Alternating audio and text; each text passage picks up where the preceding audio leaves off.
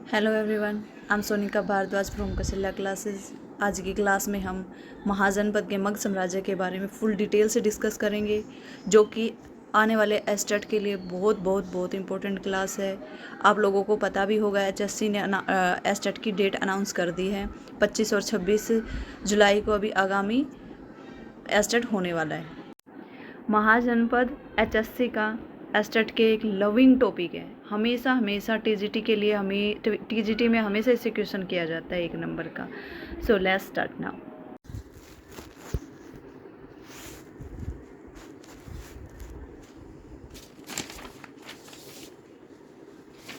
सबसे पहले महाजनपद के सबसे पहले टाइम पीरियड के बारे में बात करते हैं। 600 BC टू 340 ईसा पूर्व। इसकी भाषा क्या थी? संस्कृत और पाली भाषा थी। शासन व्यवस्था क्या थी? गणराज्य राजतंत्र था। और कैसे बना ये गणराज्य राजतंत्र? सबसे पहले कबीला बना, फिर गांव बने, फिर जन बने, फिर जन के बाद जनपद बने, और जनपद के बाद क्या बने? महाजनपद बने। और महाजनपद क्या थी? एक नगरीकरण व्यवस्था थी। क्या थी? नगरीकरण व्यवस्था थी। इससे पहले क्या थी? वैदिक काल, उत्तर वैदिक काल क्या थे कि ग्रामीण सभ्यता थी।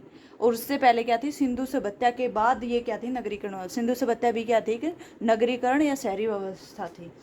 और इसकी मुख्य विशेषताएं क्या थी? इसमें क्या हुआ था? खोज हुई थी लोहे की। खोज किसकी हुई थी?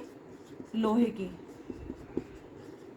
और इन्होंने मतलब नगरीकरण की व्यवस्था में क्रांति ला दी थी। लोहे की खोज ने हथियार बढ़ने लगे थे, कृषि उपकरण बढ़ने लगे थे, कृषि की उपज बढ़ने लगी थी, टैक्स अच्छा कलेक्ट होने लगा था, किसान मतलब अच्छे अमीर किसान बन गए थे, खेती के नए नए तरीके उभरने लगे थे और पैदावार भी ज़्यादा होने लगी थी। तो इसलिए क्या है, महाजनपद लोहे की व्यवस्था से क्या है, एक बहुत अच्छी नगरीकरण व्यवस्था बनकर उभरा था।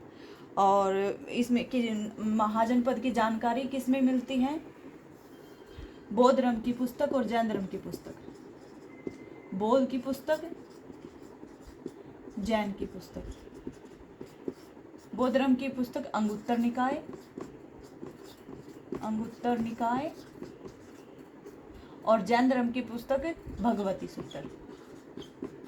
30 सूत्र में क्या मिलती है? हमें इसकी जानकारी मिलती है।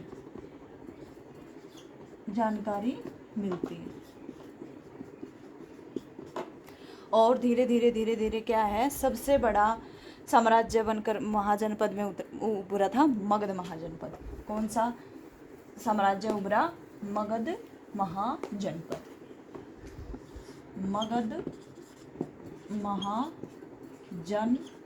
सबसे बड़ा साम्राज्य था ये। बहुत अच्छे राजा हुए, बहुत अच्छे आक्रामक शासक हुए थे। इसमें सबसे बड़ा साम्राज्य था। सबसे पहले कौन आए थे इसमें? बिंबिसार। याद रखना है बिंबिसार। तो आप लोगों को याद रखना है मगध महाजनपद, बिंदुसार नहीं बोल देना है, बिंबिसार। कौन था? बिंबिसार था, जो कि हर्यक वंश की स्थापना करके मगध साम्राज्य की नींव रखी थी जिन्होंने। इसका टाइम पीरियड था 544 BC टू 412 BC था।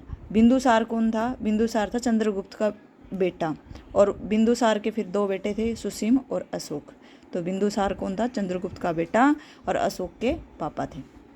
ध्यान रखना है, बिंबिसार था। बिंबिसार क्या थे? अच्छे बहुत अच्छे मतलब राजा थे वो। राज्य का विस्तार किया उन्होंने,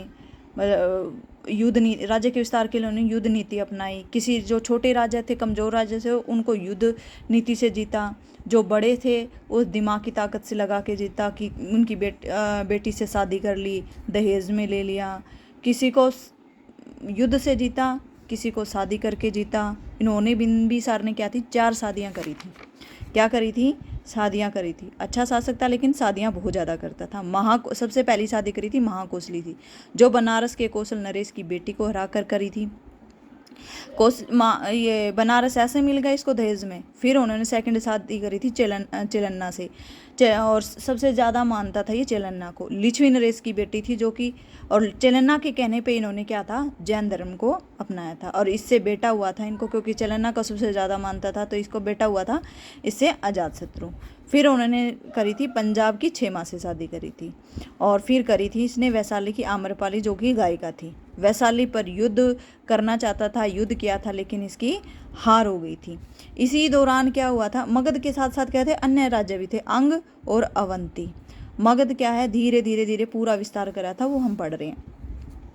इसी दौरान क्या है, अवंती के राजा जो कि मध्य प्रदेश में, यहाँ इस मध्य प्रदेश में के राजा चंद्र प्रबोध थे, जो कि बहुत ज़्यादा बीमार पड़ गए थे। सभी वहाँ के डॉक्टरों ने, वैद्यों ने बोल दिया था कि अब ये जीवित नहीं रह सकते हैं।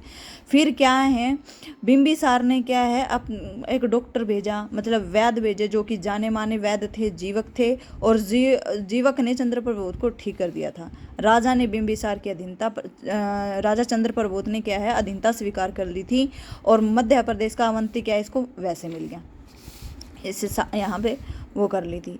और फिर क्या हुआ, मतलब ये लगातार शादियां करते जा रहे थे, बहुत लंबा शासनकाल हो गया था। तो इसके बेटा ऐसे सोचे मुझे भी राजगद्दी पे बैठना है। पापा थे तब तक बैठ नहीं सकते थे, तो अजातशत्रु ने क्या करा, अपने पापा की ही हत्या कर दी थी। और इस मतलब वंश को क्या है, पितृहंता वंश कहते हैं, क्योंकि इसका बेटा उदयन आएगा आगे, वो राजगद्दी पे, वो भी अजातशत्रु को मार के ही राजगद्दी पे बैठेगा। तो इस वंश को क्या कहते हैं, पितृहंता वंश कहते हैं। और अजातशत्रु ने क्या था, बौद्ध धर्म को माना था, बौद्ध धर्म को अपनाता था। और इसने क्या करा, जैसे इसके पापा वैशाली पर आक्रमण कर रहे थे, युद्ध कर रहे थे, लेकिन वो जीत नहीं पाए थे।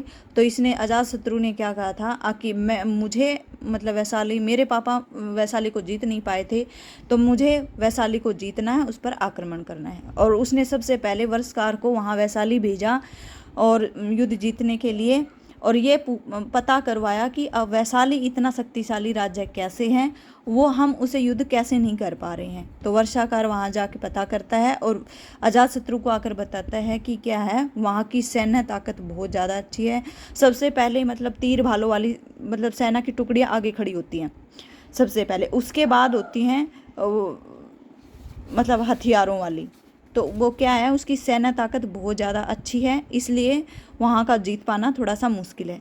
लेकिन वहाँ जीत हासिल करने के लिए जिद थी कि मुझे वैशाली को जीतना ही जीतना है। तो इसने महाशिलाकंटक और रथ मूसल बनाया था, जो आप उसमें बाहुबली मूवी में देखते हो ना, महाशिलाकंटक जो पत्थर ऐसे पीछे खींच के पत्थर मारते हैं। रथ मूसल जो रथ चल रहा होता है, उसके ऊपर तलवार घूम रही होती है, कोई भी उस रथ के पास में नहीं जा सकता है। बाहुबली मूवी में इन्हीं दो चीज़ों को दिखाया गया, महाशिलाकंटक और रथ मूसल को। और इसने राजधानी को राजगृह बना दिया था। मतलब बिंबिसार ने भी राजधानी राजगीर या राजगृह दोनों ही बोल सकते हैं इसको, राजधानी था, लेकिन इसने राजधानी को किलाबंदी करवा दी थी, चारों तरफ से किलों का निर्माण करवा दिया था, कोई भी भारी आक्रमण अचानक से हो नहीं सकता था। यह बौद्ध धर्म को मानता था, इसलिए क्या है, सबसे पहले बौद्ध संगीति क्या हुई थी, अजातशत्रु के शासनकाल में ही हुई थी, 483 ईस्वा पूर्व राजगृह। तो ये बहुत मोस्ट इम्पोर्टेंट क्वेश्चन है। हर बार बौद्ध संगीति से एक क्वेश्चन जरूर पूछा जाता है स्टेट में कि सबसे पहली बौद्ध संगीति कहाँ हुई थी। तो सबसे पहली बौद्ध संगीति अजातशत्रु के शासनकाल में 483 ईस्वी पूर्व राजगृह के अंदर। इसका बेटा है उदयन ने राजशत्रु को मार दिया। इसलिए मैंने आपको पहले ही बताया था कि बिंबिसार को किसने मारा, अजातशत्रु ने। अजातशत्रु को मारा उदयन ने। तो इसको क्या कहा जाता है, पितृहंता वंश कहा जाता है। फिर राजा बना अजातशत्रु को मार के उदयन। राजधानी इसने बना दी थी पाटलिपुत्र। सबसे पहले सैनिक छावनी के रूप में बसाया था इसको, लेकिन फिर इसको लगा कि भाई इसके आसपास नदियां हैं, अच्छा इलाका है, तो इसने पाटलिपुत्र राजधानी ही पाटलिपुत्र स्थापित कर दी थी। अच्छा शासक नहीं था। फिर राजा बना इसका नागदशक, वो भी अच्छा शासक नहीं था। इसका सेनापति था शिशुनाग, और शिशुनाग देख लिया था शिशुनाग ने, उसके सारे नागदशक के सारे सेनापतियों के साथ मिल गया और नागदशक की हत्या कर दी। और फिर क्या पड़ा था, शिशुनाग ने नागदशक की हत्या करती और शिशुनाग वंश की स्थापना करी थी। तो आगे हम शिशुनाग वंश के बारे में हम अगली क्लास में पढ़ेंगे। थैंक यू सो मच मेरी वीडियो को देखने के लिए। Please like and subscribe for more videos. Thank you so much.